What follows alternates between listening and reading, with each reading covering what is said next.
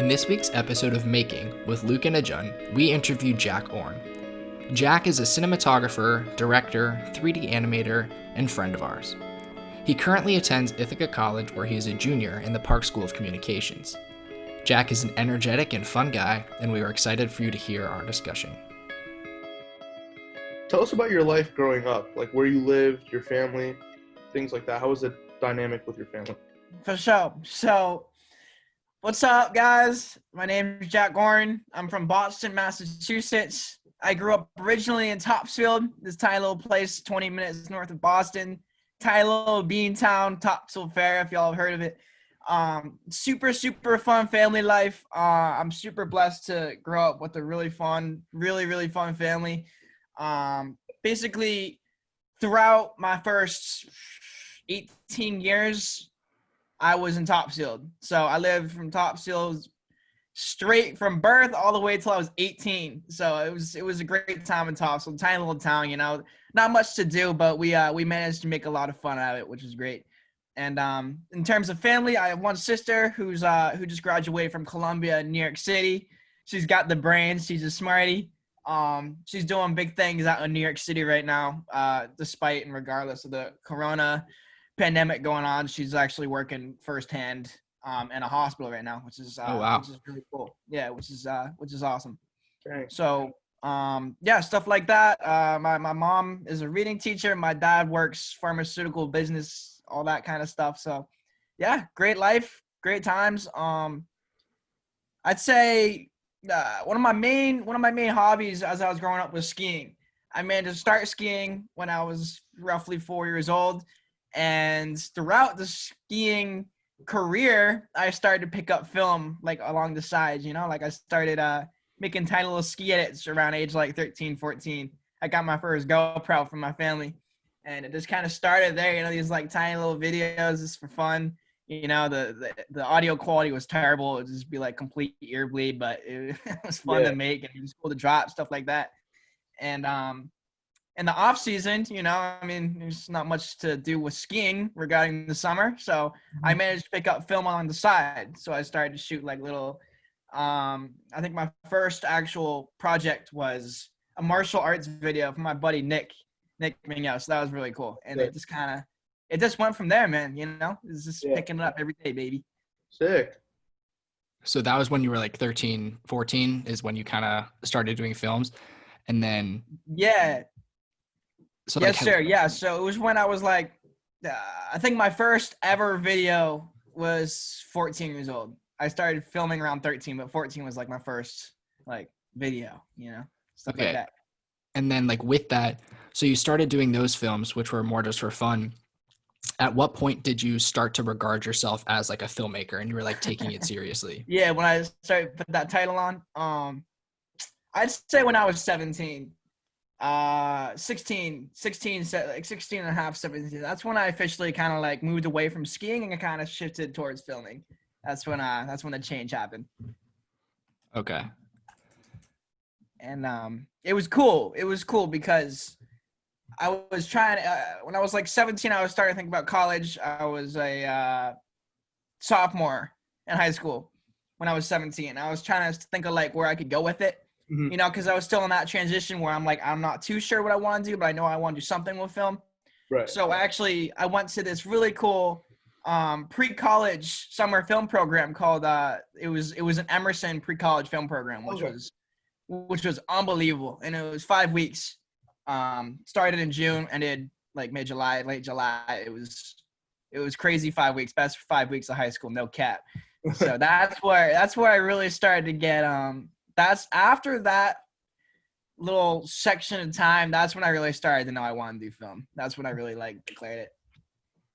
So obviously growing up in Massachusetts, I'm a Boston guy myself. Yes, live sir. Boston represent. Right in the North End. How did Massachusetts or Boston impact you as a filmmaker? Yeah, I love that question. I'm sure you're aware of it, brother. Like we're Boston boys, you know, we take pride in it. Boston's a super energetic, really, really powerful. It's just such a beautiful place to grow up. Sports, everything. Yeah, it's got the whole deal.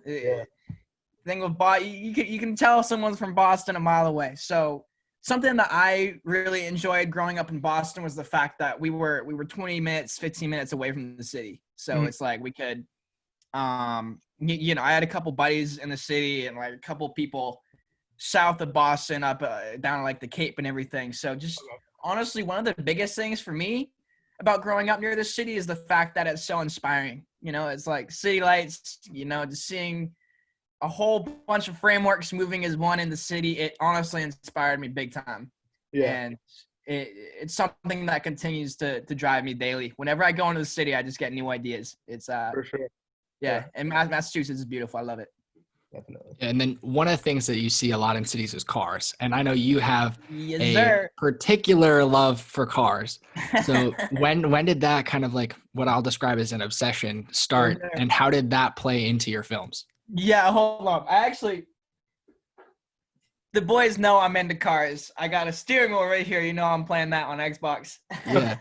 I started, I'd say I actually had a couple old buddies. His name was Emmett, and he was my best buddy for like 5 years. We'd ski together. We'd do everything together. It was the best. And we met each other through skiing at this tiny hill called Gunstock. And that's where I really made like majority of my old friends and everything. And that's where it kind of started to kick off.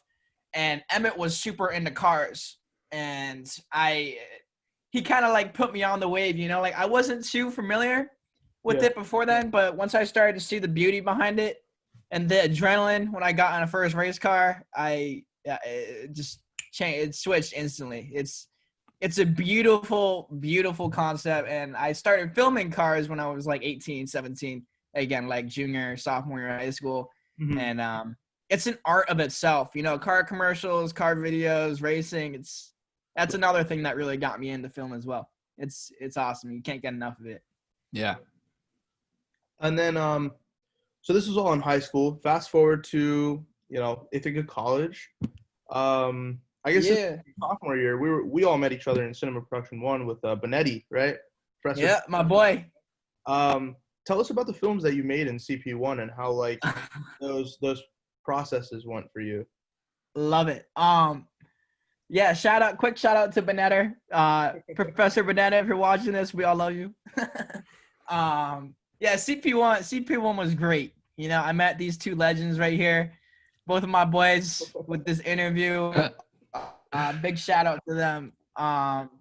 It was a great class. You know, we had a bunch of buddies in that class and we learned a lot, and it was just a great overall experience. And regarding the films I made, so we started out with 16 millimeter film, black and white. Obviously, it was Kodak. So I think my first film, it was on the 16 mil. It was just kind of like a short sequence of. It wasn't really even a story. It was just like random cinematic events that kind of went down. And my buddies and I were in the woods, and we kind of picked up these cool shots along the way. Made it into kind of like a horror comedy film. Yeah. So that was cool. I'm trying to think. What was my? And my final was.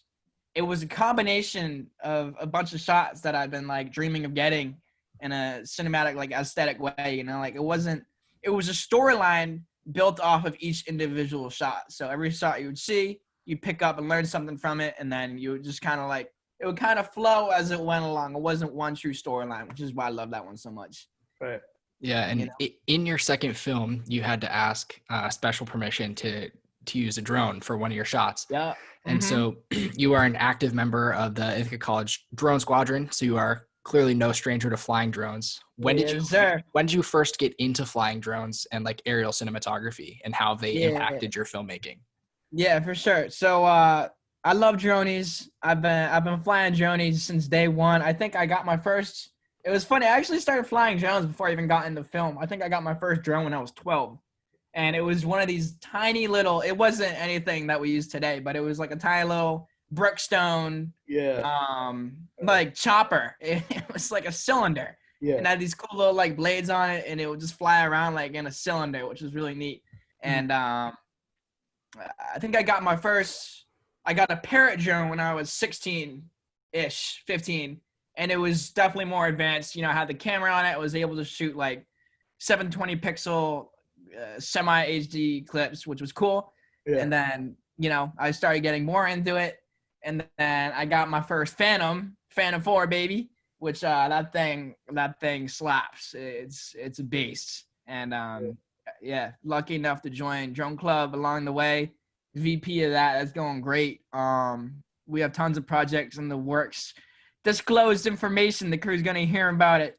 But yeah, it's awesome. I love it. Drones are super fun to use. They're super fun to use. Yeah. So obviously drones are like your way of adding another creative flair to your videos. You seem to include them, at least one drone shot in all of your videos. Yeah, I try. Like, go into your creative process. How do you approach making a film? Like, what's your step-by-step sort of like first thing that you look for? That's a question I get a lot, and I love that. So basically I approach things differently than like a normal film, I would say. So I started getting inspiration with film through music. That was my main inspiration. Every time I'd hear a cool song that I liked, that hit me a certain way, vibe with it a certain way, I started thinking new things in my head. And I think the first time I kind of started getting on that wave was I heard this song by A$AP Rocky, and it just hit different. And I started getting these crazy images, and I actually was able to put together a short film called City Story, which was shot in Boston. Don't go too much into it. Don't go too much into it. We got some questions for that. All right, bet. I'll keep that disclosed for now. Yeah. Yeah, it's great. I love it. Just music is a big one. And then building off of that, what type of video is your favorite to make? Like, do you have like a niche sort of that you like to make? Yeah, so I started out, I went into college thinking I was going to be a music video director. That was my main goal. Mm-hmm. Now I'm shifting towards software that's called Cinema 40. It's basically it's compositing. So you have actual footage and you can composite 3D created images, objects, visuals, anything into the video to add to it. So it's like an experience instead of watching a certain set of frames, Right. which I love, because like I've seen a couple videos that have been so different, because you can get certain shots being a director, but it's hard to get certain shots that you can't really describe. Like as a director, we all have these visuals and we all have these ideas that we really can't explain to someone. We just know how it looks. Yeah. And using 3D software and certain softwares to get that look that you want is really, really satisfying. And I love it. It's different. It's creative, just stuff like that. Yeah. And then, so you have a video on your YouTube channel that explains why your films are so like short, generally shorter length. And you discuss the idea that you want to convey messages in a direct, simple way so your viewers don't have a reason to be confused. Exactly. Yeah. So I love that too. It's like, I always want to make long films. I always have these visions of films being like 3 to 5 minutes long, but it always comes down to shoot day and things change, things switch up, people can't make it, certain people can't show up, objects, ideas change. And over time, I've started to kind of realize they don't need to be that long for what I'm trying to perceive and what I'm trying to create. What I'm trying to do is create simple, short messages, almost like a commercial. Like that's what I was going for up until like just last year, basically. Still, that's my goal. Create a short image people realize and like people, hold on to. It's like short, direct, and it leaves you questioning as to why they did it that way. Instead of longer films, which sometimes can drag if they aren't done correctly. In my experience, I've made longer films before, but I just haven't had the same, just like touch on people. It's like shorter ones definitely have a greater, it just has a greater presence, in my opinion. It's just more fun to make. And if you think about it, the shorter like content in general, it's more accessible to the public. A lot of people might not have the time to go and watch when they have like working 2 jobs or something. So I think with your medium and those like 40-second to a minute and 20 time frame, people could just hop on YouTube like while they're on the train or something and watch watch your content and be exactly inspired or feel something from that. exactly. So with the explosion of platforms like TikTok, or even the shorter form content on Instagram with IGTV, Mm-hmm. as an example, do you think as an industry of film, we're moving towards shorter form content as the norm? I completely agree with that. Recently, within the past 2 years, I've honestly completely switched perspectives on that. You know, it's like back at just 2 years ago, I think like YouTube, short films, Netflix, you know, Vimeo, all those platforms were going to be the new means of creating. But it's changed. Everything's changed. You know, people are starting to be able to express things in certain shorter amounts of time, which I think is cool. You know, like just a couple years ago, it was unheard of to find like a 30-40 second video. Honestly, you know, it's like For sure. it just wasn't it wasn't there. So I think it's definitely moving towards shorter films, and people's attention spans are getting tiny. You know, like nobody wants to watch 10-minute, 20-minute short films anymore. You know, everyone just wants to see like short glimpses of things. Yeah. And that's the reality of our world. You know, it's like our generation likes, we have a short attention span. So if we can capture that in a short amount of time, you know, everyone will love watching it. Yeah, I love that.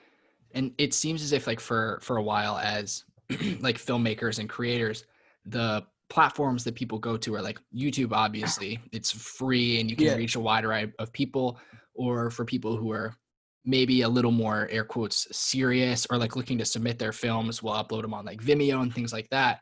Right. But as mentioned, like TikTok has exploded. So like as a filmmaker, would you consider making a film exclusively for TikTok? Definitely. Yeah. And actually I'm part of this group. I'm super blessed to be part of this creative group called Recharge Culture. And basically what we do is we create short visuals that are going to be put on TikTok. And the thing with TikTok right now is Instagram's algorithms and certain platforms' algorithms are making it harder for certain creators to get noticed. And it's pretty hard to grow followers. It's hard to grow an audience on Instagram versus TikTok. TikTok, you can have one video and it just launches yourself into the world, which is awesome, you know. And if you have one powerful video, that's all it takes. Yeah, 15-20 seconds, you know. It's just like that's all you need. You can literally blow up off it. Are you guys making those films in like a vertical aspect ratio, like exclusively for TikTok, or are you still trying to do them like sideways, to have people like turn their phone or have like a zoomed out version? Yeah. So basically right now we're doing the vertical aspect. So it's 1080 by 1350. That's the general aspect ratio for Instagram and TikTok. Mm-hmm. And I don't prefer it. I don't think anyone prefers it. It's not as cinematic, and that's proven. It's not as aesthetic, you know. It's like nobody likes watching. Our eyes are wider than they are vertical, you know. So it's like we aren't used to seeing vertical screens. When you see a horizontal film, you know, it's just like natural. Yeah. But I've actually read a lot of articles and a lot of certain things regarding that, and people are saying vertical video is the new thing, and I can see that kind of starting to be put into play, which is cool. So for sure. But yeah, I agree. Like, because you're essentially cutting off like half of the visual. It's exactly like half. Okay. Yeah. Half. Oh yeah, for sure. Maybe. Like it's 70%. Yeah. Yeah. All right. So this is a question that I've had for a while now. Just hit me with it. Following you, I see your logo is consistently in all of your work. Yes, sir. And the text of like the OHXRN. Oxhrn, baby, you got it. Yeah. The text is written in that surfer capital, which is commonly the Sam Colder font. Like if you're following that, has Sam Colder had an impact on your creative pursuits? Negative. Negative. Okay. I personally, I like his color. The dude's obviously extremely successful, and I've watched countless amounts of his films, but I don't really take inspiration from it. I respect it, but I don't follow. Like, there's a lot of creators that use like the same colors, the same text, you know, the same transitions, and it's cool, but it's not original. Yeah. I think the text that he uses is brilliant. So I was inspired by that in that sense. But in terms of creating, I love what he's doing. He's doing a lot of crazy stuff, but I do different things. But I love what he's doing. He's doing really cool things. Yeah, and Where did Oxhrn come from? Like, where did you come up with that name, and like, what was the inspiration there? It was honestly, I love that. It's like, I came up with it senior year of high school, and I had to put out a football video for the football team at my high school. And I was tired of just using Ohrn as a logo, because before the Oxhrn came in, it was literally just Ohrn with the surf capital. Yeah. And it just didn't look bougie, it just looked plain, and it wasn't cool. And I've been trying to think, my buddy Ethan Sue, who actually goes to USC as a film major, who I met at the 5-week program at Emerson. Okay. He came out with this film called Crossroads. And that's what inspired me to put the X, because the X stands for a crossroad. It's where all of us come together. So that's why I put the X in there. People don't see that. They just think it looks cool. And I think it does look cool. But the X came from Crossroads, because I feel like that was the time in my life, junior, senior year, where I really started to see things go according to how I want them to go. So that's the X. That's what it stands for. Crossroads, baby. All right. So backtrack. We're going back to your YouTube channel. One of the earlier stuff, I've seen like logos of the Peak Cinema. Is that your production company? Wait, Peak Cinema? Yeah, or Peak. That's what it is, Bill. Yeah, Peak Cinema, Peak Visuals, stuff like that. That's what I used at first. Yeah, that was my first brand. It wasn't even a brand, but it's just what I called it. Okay, so that slowly evolved into Oxhrn. Exactly. Yeah. So Peak Visuals, when I was first starting to create, I thought I could make a living, and I thought I could become somebody just out making ski films. Mm-hmm. That went away pretty quick. Yeah. I switched away from that within like 6 months. And at the time when I was first starting to create, I was like, like what sounds cool with skiing? Peak, So I did Peak Visuals, but I kind of liked the way it sounded, but it just didn't really fit me after I kind of started to shift from skiing to, all categories of cinema. Right. Gotcha. Yeah, and then so it was probably a little easier with the skiing stuff. But in 2017, you released a film titled Our Youth, and it documents the first 2 weeks of your summer. And so that film is a little different from the ski one, because I believe you don't appear in it. You're behind the camera the whole time. Yep. So when shooting films like that, do you ever feel like you miss out on the fun of the moment? Shout out to the boys real quick. Y'all have done your research. I love this. Yeah, so with that video, you guys are completely right with that. That was my first video where I was completely behind the camera. And to be real, I loved it. I love having the creative direction, because in the past, I'd always like boss my friends around when I'm skiing, like get this angle a certain way, but they just didn't get what I was saying. I didn't have the same direction capabilities as I do present. So it's like I try to say something and be like, dude, I don't know what you're saying. Right. So being behind the camera and being able to kind of see my vision come true was really cool. And that was the first video actually where I started to see that happen. And I love that video. That's one of my favorites back in high school. That was a fun video to make. Yeah, and I think it's totally right with the whole handing people the camera and like asking them to shoot for you. I think that's why you see a lot of like groups form on YouTube where like creators hang out together, because honestly, filmmaking and like the art of holding a camera is a language that a lot of people don't understand. And if you're hanging out with people who don't understand that language, you always end up in a role where you're either behind the camera or the footage of you just isn't that great. Exactly. As when you're with people who understand, it's just fire footage of everyone everywhere. Right. Preach that.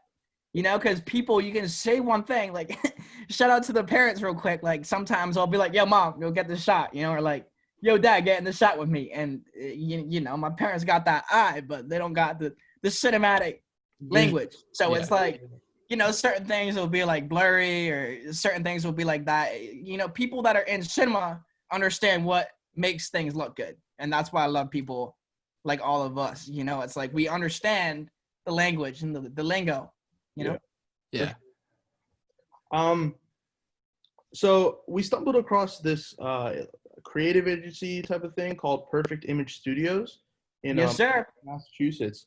was that like an internship type thing that you worked for them, or explain how that went down? Yeah.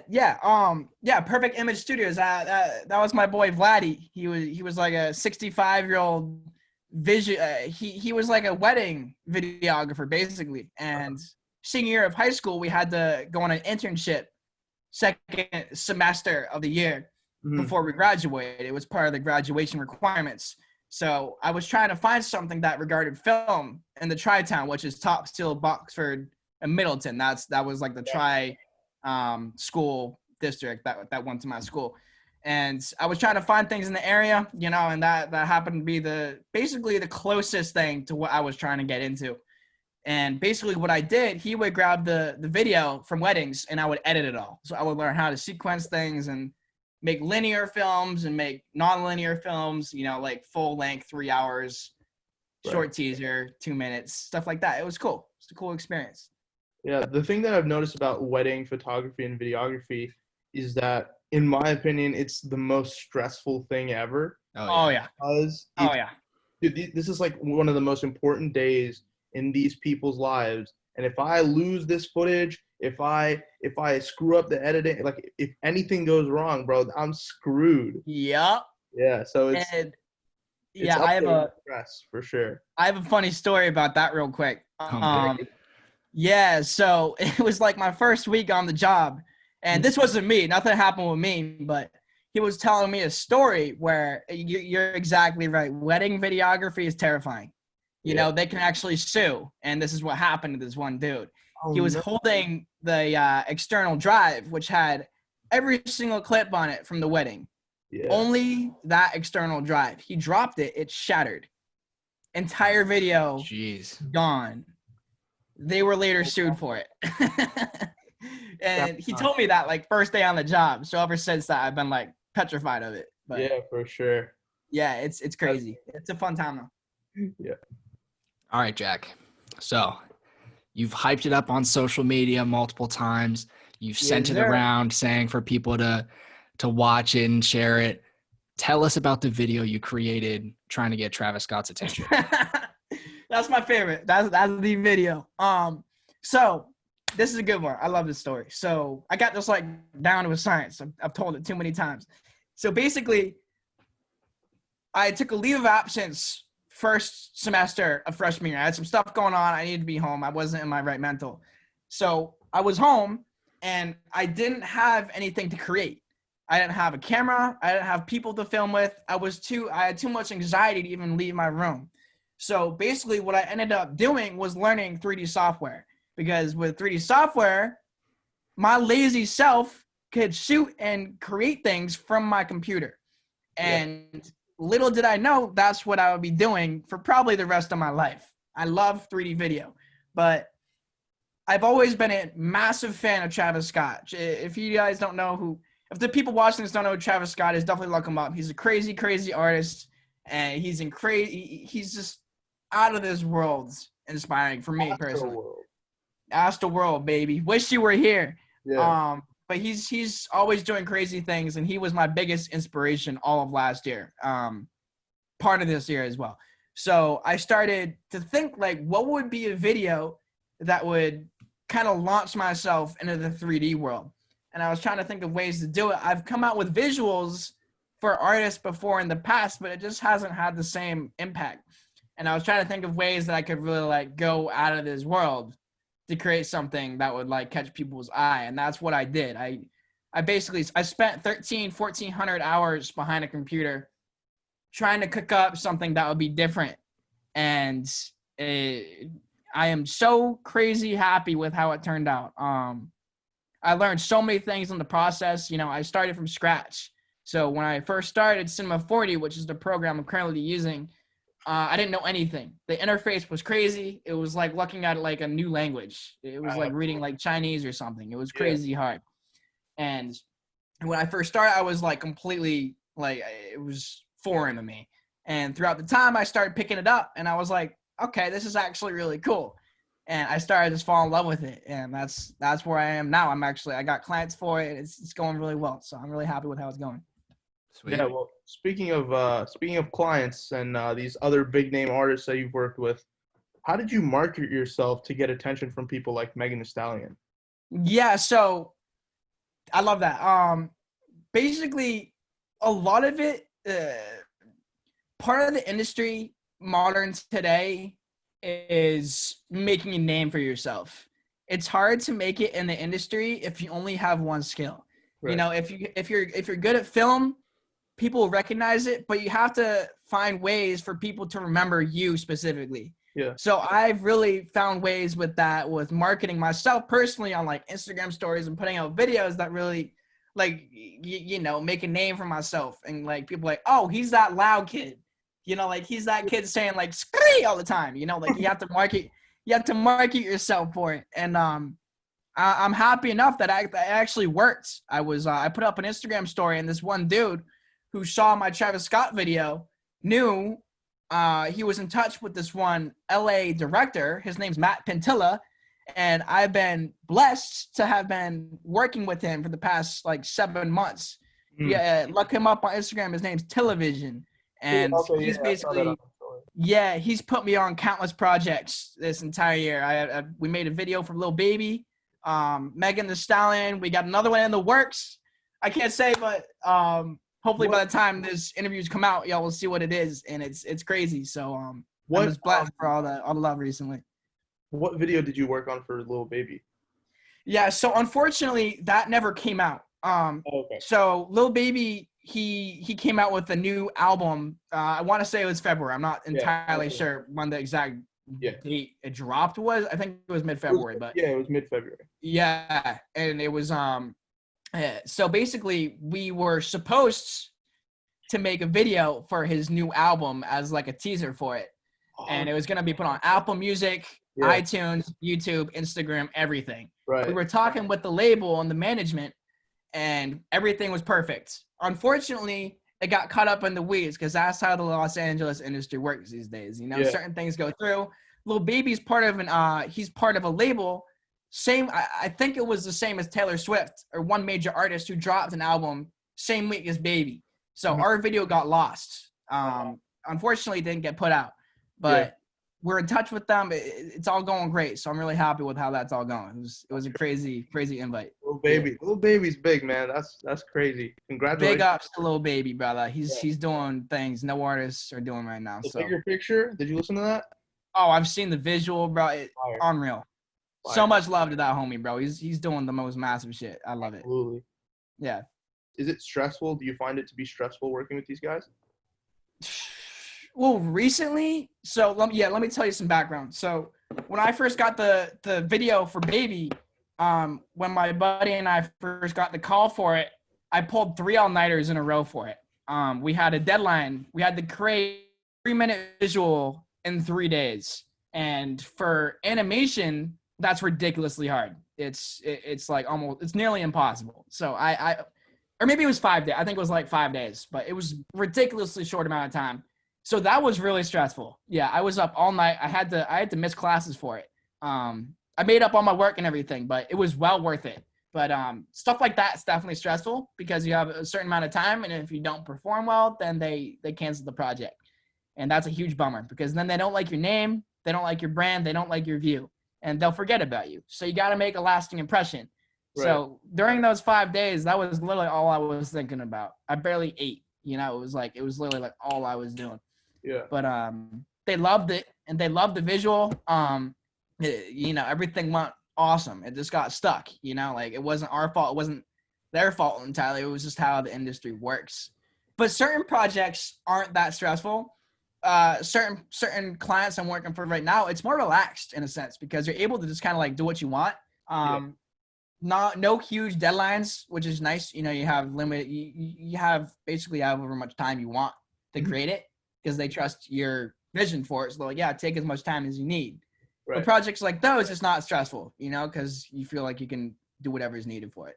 Do you ever run into issues when you have as much time as you need where you kind of just like don't work on something as diligently as you should? Like you kind of procrastinate, but since there's no deadline, it kind of just keeps going and going. That's something I always worry about for sure. Because with the deadline projects, you know you can't take breaks. It's like, it's how it works. Like you literally get the call for it and you just crank it. And with projects where you don't have a certain amount of time, yeah, a lot of the times I feel like, like I could be doing better, but it's hard because like with the creative industry, anything creative, creative director, being like an artist, anything with creativity, it comes in waves. It's hard sometimes to find what you want to put out. And with projects that don't have a certain amount of time, it definitely gets like that because you spend some time working on it and then you're like, I'm not thinking clear. So you have to take a break, stuff like that. Yeah. And then what I'm curious about is you've mentioned a couple projects throughout the conversation so far that you can't talk about yet. Yeah. Is it hard having projects that you just can't tell people about? I hate it. I hate it personally. I'm always, over the years, I used to be way worse. I used to hype things up way too much. And then when it dropped, it just like wouldn't have the same impact. So I've kind of learned to move in silence, which is the way I'm doing it now, which is awesome, because you don't put pressure on yourself. When you put out when you put out a lot of energy regarding a certain project, people expect big outcomes. They expect the most. And if it's not, people get disappointed. And I've learned that, I've put out projects in the past where I thought it was my best one and it got like no love whatsoever. So I've learned over the years to like kind of just do my thing. If it bails out or if things happen, nobody's going to be disappointed. So, but with big names, with big projects, it definitely is hard because like you're excited, you want to talk about it, but if you can get sued. So you really don't want to. Yeah, but it's tempting for sure. I can like when it's not being recorded, you can tell people, but anything regarding social media, anything like that, it's not worth the risk, which is tough for me because I love talking about it, Yeah. Real G's move in silence like lasagna. Exactly, brother. Okay. Save the noise for the Lamborghini. Absolutely. So it's clear that you have a passion and a love for animation, yet you also still enjoy filmmaking and using a real camera. Yeah. So mentally and like preparation wise, how do you approach animations differently from a traditional music video or a film? Yeah, that's these are all really, really good questions. Basically there's two different approaches with actual creation, with actual directional projects where you're behind the camera or you're telling people how to work the camera. You can only do things a certain way. Words can only convey so much when you're talking camera. Like you can say one thing, people will get a completely different idea, even involving actors and certain people in front of the camera. Right. You want certain things to be done a certain way. It's like you say something and you're just like, what on earth was that? What am I watching? So that's regarding directional videos like that. With animation, I just love it because in terms of like how I go about doing it, I think of ways to do things that can't be done with normal cameras. That's like my main inspo, so it's like cameras flying through certain scenes, certain flow and certain movements that can't be done in the actual world, and certain creative, like people flying in the clouds or like certain things flying in the air or certain things crashing or exploding. It's like there's no error with animation. There's no budget errors, there's no mistakes. You just redo it with zero costs. Which is why I love animation so much. Yeah, and I think especially when it comes to live action stuff, people from the outside of the film industry don't really realize how hard it is for directors to like articulate the stuff they see in their head. Like you could see an image, you could see like a drawn out like movie in your head, but being able to say that for like an actor or like a producer or like an editor, what you want from it is super difficult. It's an art, bro. Yeah, it really is. Seriously, being able to say things a certain way is an art of itself. Yeah. If y'all have seen, quick reference. Have you guys seen Ozark? The show? Yeah. I've seen 2 episodes. I'm still. Yeah, I've seen some episodes also. Yeah. So Marty, the main actor, he's actually the director. He's the director of the entire series, Oh wow. and he's the main character.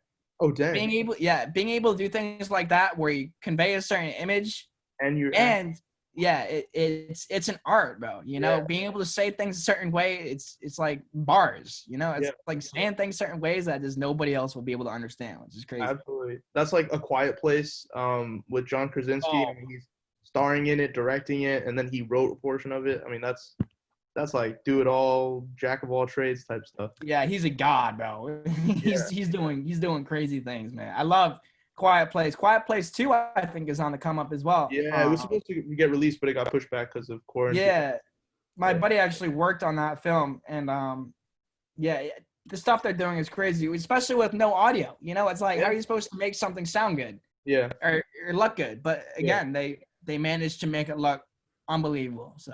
Yeah, for sure. So here's my question that kind of for both of you. Do you guys think that in like examples like A Quiet Place and Ozark, when the director is also the or one of the main characters, do you think that makes it easier for them because that's one less person that they don't have to convey their vision to? And since that person drives the plot and the story, it makes it easier for the director to convey their message? I love that.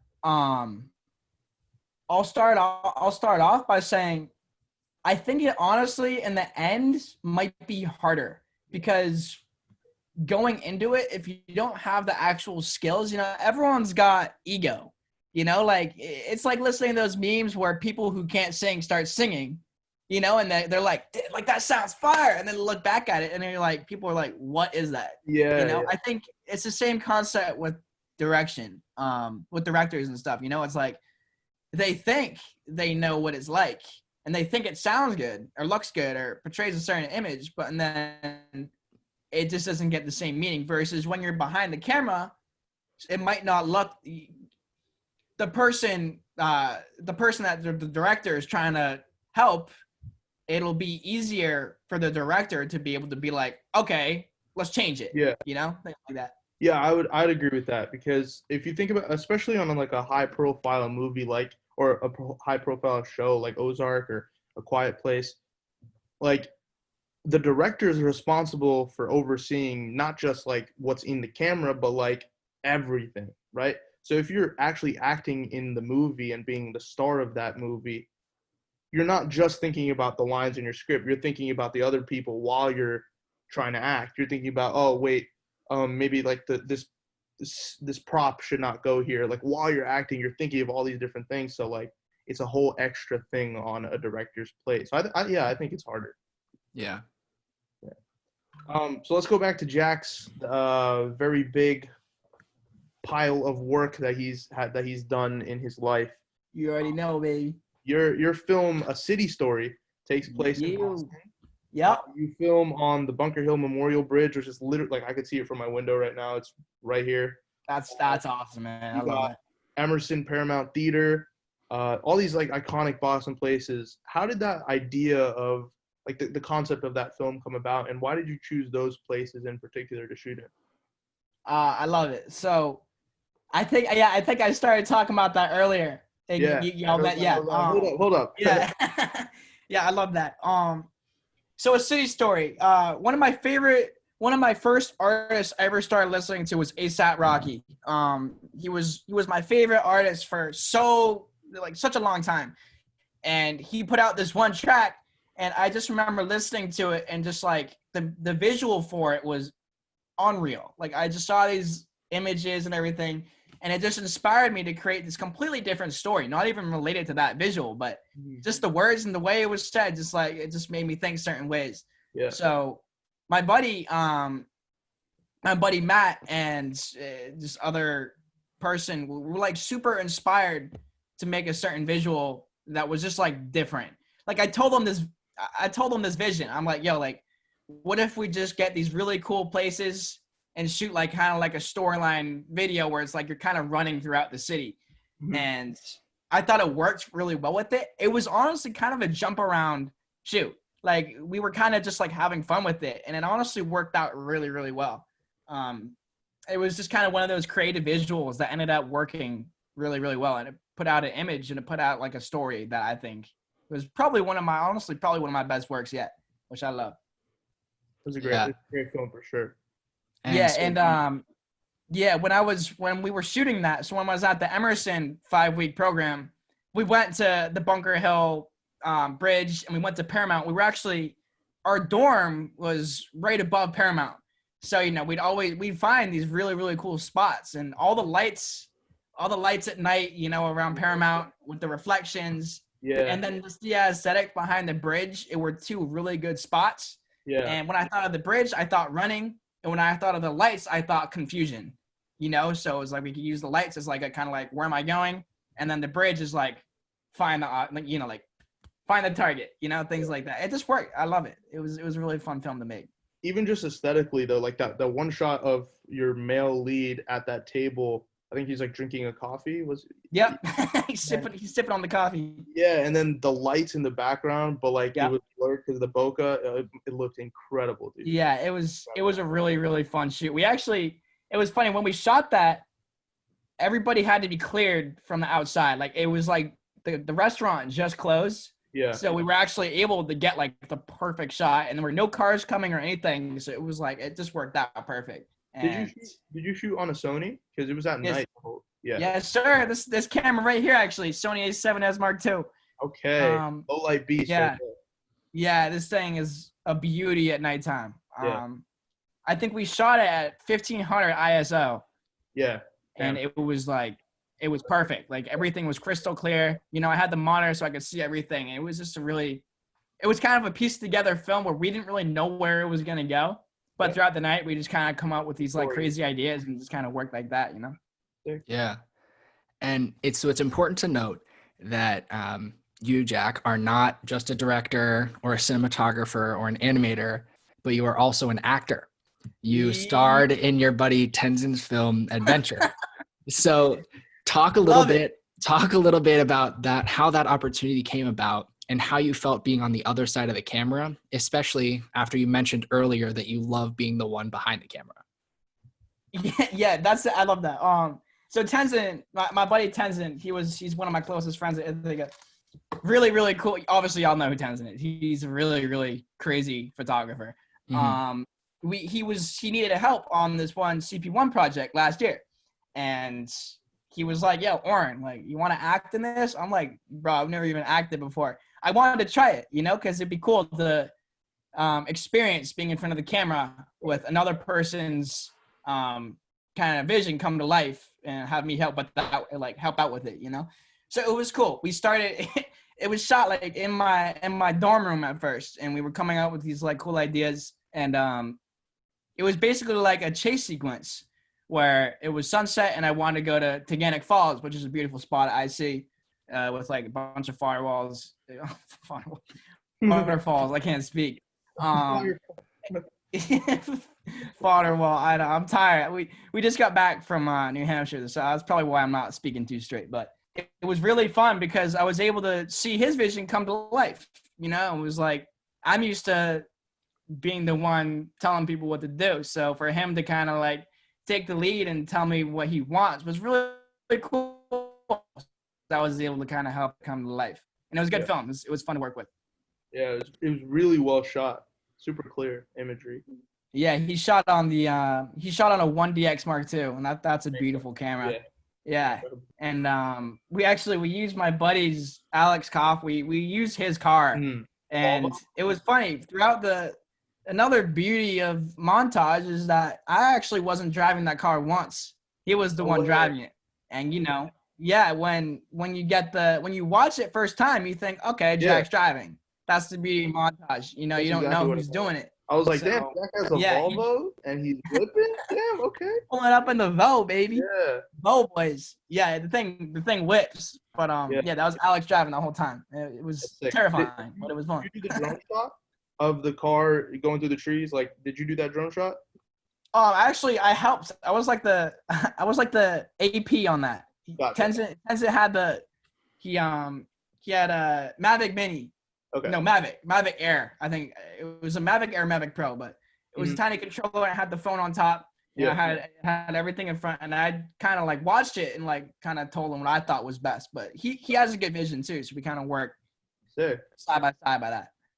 Yeah. So, John, if you're good, we're gonna move into what we kind of call a speed round. It's 10 quick questions to end the episode, but your answers don't have to be quick. They can be however short or as long as you would like. Awesome. All right, looking forward to it. All right, so Jack, music is you said it yourself, music's a very big part of your creative process, and just your life in general. So what song or a couple of songs do you feel most accurately describes your life? Oh, jeez. Is there a soundtrack to your life? Oh boy, this is a tough question. Loaded. Yeah, give me a sec. You might have to cut this out in the episode. Yeah, you can. You're good. Take your time. You can spitball as many as you want. Yeah, I love that. That's a really, really good question. Let's see. That like reflect my life as a whole. Yeah, just like stuff like mess with that thing. When you listen to it, you're like, damn, I believe in this. Yeah. I think honestly, Post Malone's song "Better Now." That's a really, really good song that fits me, because with that song, at least I get the impression that he's talking about starting from a place where he kind of been down and like life comes in waves. You know, he kind of talks about that. He talks about the flow of life and how things can go up, things can go down. And when you start to hit that peak where you're feeling good again, you know, it just feels like the world can't stop. And that's something I've really started to feel in college. You know, I've experienced a lot of really tough times in college, but also some of the best times in my life. So it's that constant wave. I love that. Let's see, what else? Let's see. God, this is crazy. I love this.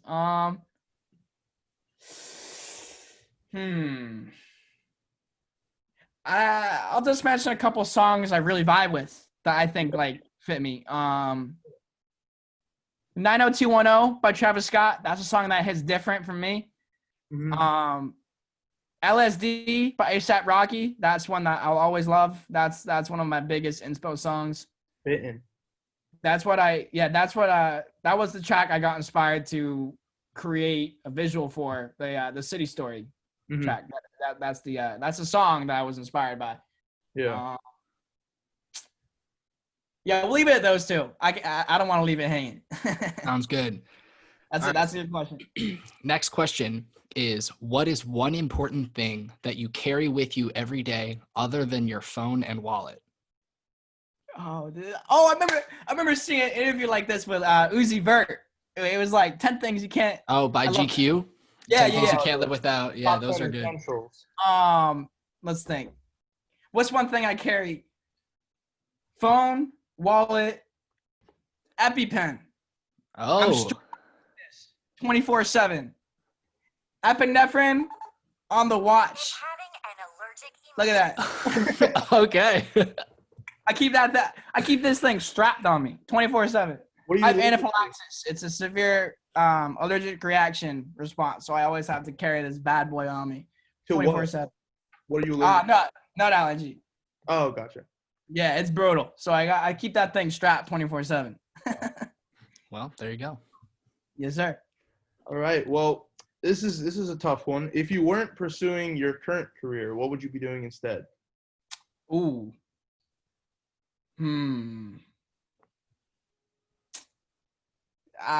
Professional skier. Oh, that's a good one. Yeah, probably my second go. Or race car driver. Those three. Yeah. Nice. Those would be my other two. Some badass pursuits, dude. I like it. Yeah, bro. I was considering going pro skiing for a while. I wasn't nearly good enough. I was like, this sounds mad arrogant. I was pretty good.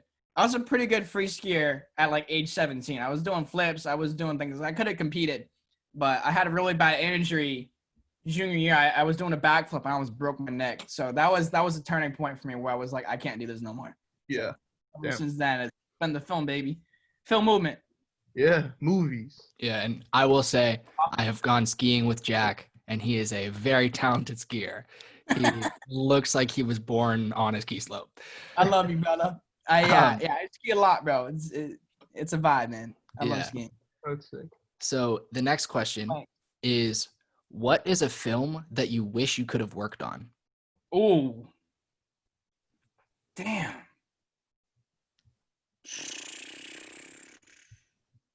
Film I wish. Could it be a music video? Anything. Yeah. Okay. These are really good questions. If I could work on anything, it would probably either be ASAP Forever. That music video is all time. It's iconic. This Is America by Gambino. That would be another music video I'd love to work on. Regarding movies, either Dunkirk, 1917, or honestly probably Quiet Place. Get Out. Get Out. Crazy. Get Out's the movie I want to work on. Yeah, it's an unreal movie. Yeah. So well done. Yeah. Things like that. So what's your dream piece of equipment? Ooh. An Airy. Yeah. An Airy Alexa. That's my dream piece of equipment right there. That's the all-time. That's the base right there. Yeah. Reds are insane, but the Airy is 1 million times better. Yeah. If you're paying the money for it, go Airy. For sure. There was an Airy workshop at Ithaca, and the camera was just like, it was ridiculous. So definitely an Airy. Did you get to hold it? Definitely. Yes, dude, I got to film with it, bro. Hey. I got to film with it for like 10 minutes. I was like, I'm like, if I drop this thing, I owe the school 150 G's. Didn't want to drop that bad boy. Did you get to whole college tuition down the drain right Absolutely, dude. Did you get to keep the footage? Nah. They had it on the SSD. Those cameras take up so much storage, they don't even have a card for it. The card's like $500. It's basically an SSD at that point. Yeah. So definitely that. Following that, what secondary piece of equipment would you say is most important? So like not a camera or a lens. The second most important piece of equipment would be good energy, baby. Good energy on set. Okay. Good energy on set. Honestly, I'm not even lying with that. If you're on a bad film set and you don't have good energy around, it's terrible. I've been there. I've worked on countless films where the energy has just been poor. And let me tell you, it's been the worst days of my life. So having good energy, that's not equipment though. That counts, bro. Yeah, if that's what you want your answer to be, that's fine. I'll say that. I like that. Dope. I like that. All right, so this is a question like sort of like a part B to the what's your dream piece of equipment. Does gear really matter? Negative. It doesn't. That's a tough question. There's a lot of contradiction with that. Yeah. In my opinion, it does. Especially modern day, where everybody's competing for that top gear. Right. It depends what type of gear you're talking about. I'd say if you're talking cameras, yes, it definitely does. As much as people don't want to admit it, you can't work in Hollywood with a Nikon. Like, you can't. It's not gonna happen. You won't even get into Hollywood with this. Yeah. You won't. It can help you get there, but if you're on a pro set, if you don't have a 150G camera, you're probably not gonna work on it, which is brutal. It sucks. Like, I've yet to hear about a single person that's made it to the industry using a Canon. Like, not a Canon. Like a low end, like GoPro. Like, it's hard. It's hard. It's possible. Like, it's definitely possible, but it's just really hard. And it's reality that nobody really wants to accept that. Like, everyone thinks that it shouldn't matter, which it shouldn't. It shouldn't matter because what matters is the skill behind the camera, not the camera itself. But when you're talking top gear, that best camera is definitely going to bring you up 20 notches for sure. Agreed. Yeah. So what do you guys think about that? Luke, you want to go first? Sure. I want to hear what you guys think. So what I said when I answered the question was that it's a yes and no kind of thing, and that your gear should match where you're at skill wise. When you're first starting out, a GoPro or an iPhone can give you a great image for what you need. It matches where your skills are editing wise and your production quality. But that being said, a GoPro and an iPhone can also be super helpful in a pinch, especially in like the documentary world, where say your primary cameras are a red camera, but in an instance where you just need to capture something, an iPhone can still get you a reasonably acceptable image. But then once you start moving up into the industry and are shooting these bigger budget films, you got to be using a nicer camera or else people aren't gonna, like, it's just not gonna be there. Like if you don't have nice mics to get the environmental sounds, like it's just not gonna match where your skill is at. Yeah. And I basically said the same thing. We both said yes and no.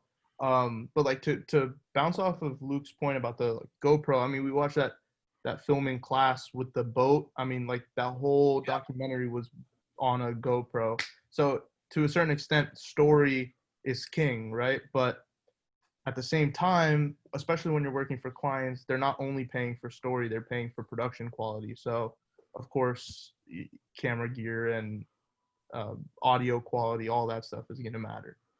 Yeah. So, and but yes and no. referencing that film in class though, it was hard to watch, not only topic wise, but just after a while with the fisheye effect and thing, it starts to get a little disorienting. Yeah, for sure. But yeah, I definitely agree. Yeah. But the point is like it could be widely like a highly regarded film on something like a GoPro. Yeah. That's facts. I think honestly a big thing, yeah, like going off what you guys both said, like if the kit, it has to match what you're creating. You know, if you're going like top camera isn't always the best, you know, regarding aesthetic quality and cinematography, especially cinematography. If you're a cinematographer, you should know that like you can use an Arri or you can use a Red Epic. Right. But if you're going for like an OG retro vibe, it's going to be the worst film you've ever watched. Yeah. You know, so it has to match what you're going for.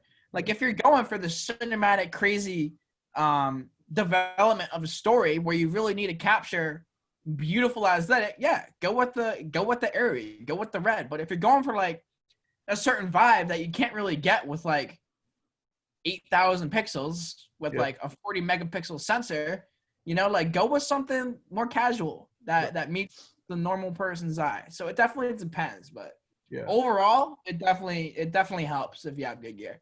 I said this last episode. I was saying like we're in an interesting time in film, and like you see so many creators now, especially music video directors, using like the retro vibe of like VHS cameras or like film cameras. So like the old is becoming the new. So in a way, like you're right. If you're trying to shoot like a trying to convey the message that this was in like the 1920s, if you're using an Arri, that's not going to make much sense. Yeah. Whereas if you're shooting on film or like shooting on a older camera, like the audience is now getting the message that you're saying in another dimension. Yep. Yeah. Exactly. Yeah. So I just say the biggest thing is has to match the dimension. Yeah. You know? Yeah. Yeah. So with that, the next question is there truth to the phrase fake it till you make it? 1,000,000,000%. 1,000,000,000%, bro. I love that phrase, and I'll use that till the day I die, baby.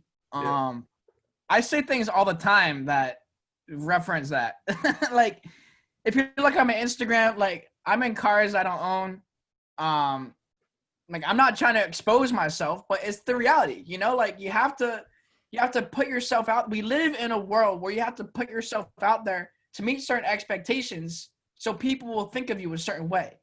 I don't care what people think of me. I don't give a shit. But when it comes down to what the industry wants, people want the person with the more experience. They want the people with the more followers. And it sucks. I don't like it, but I use it. Like I hype things up. That's not faking it, but like it's mixed for sure.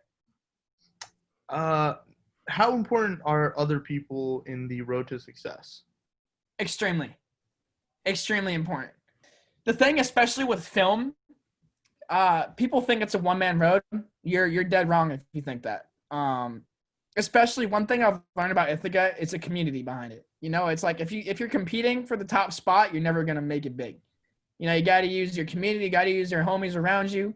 I got to use my 2 boys right here in this interview, baby. Here we go. Yes, sir. Things like that. Like if you try to make it a one-man road, you ain't gonna get far. You know, if you get support from your boys, from your girls, whoever you're talking with, it'll help you in the long run. 100%. It's not a one-man street. It's no competition. It's all love. There's two fine lines to it, and that's when teams come in handy for certain things. You know, if you're doing things all yourself, it's harder. You can do it completely by yourself, but it's harder. It's not as fun. It's not as loving. It's not as real. Yeah. If you find a group of people that you can link yourself with and work with, you'll all shoot up instead of just trying to do it yourself and coming across a lot of failures and disappointments on the way, you know? Yeah. Yeah. So it is time for the final question. Are you ready? Hit me with it. What is your hope for the future in your career? Ooh. My biggest hope is to be happy. That's something that if I'm happy in life, I can do whatever I want. I feel like I'm on top of the world when I feel myself. So that's goal number 1. In terms of success, what I want to see is a more loving community. I want to see everybody working together instead of causing hate on social media, a bunch of keyboard warriors, things like that. I'm sick of it. I get so much hate online for no reason. In the future, I want everybody to be like united. That's one goal I have for when people see me in the future, for everybody to love each other. You know, like no stupid ass hate for no reason. Because together, when we all united, we can do crazy things. You know, when we're all like doing different things, it's hard to unite. So when I say success, I mean being happy, doing big things with big creators in the best way possible. You know, like the biggest light. So that's definitely that's what I want to see. Definitely. There you go, man. Bro, I feel like I worded all that so badly, but. Oh, no, that was great. Yes.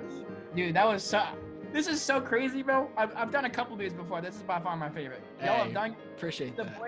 The boys have done their research.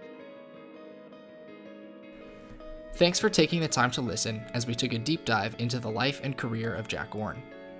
Please let us know what you think of the podcast by writing a review, or let us know what you want to hear by leaving us a voice message on Anchor. We'd love to hear from you. That's it for this week's episode of Making. Thanks for tuning in, and we hope to see you again in 2 weeks.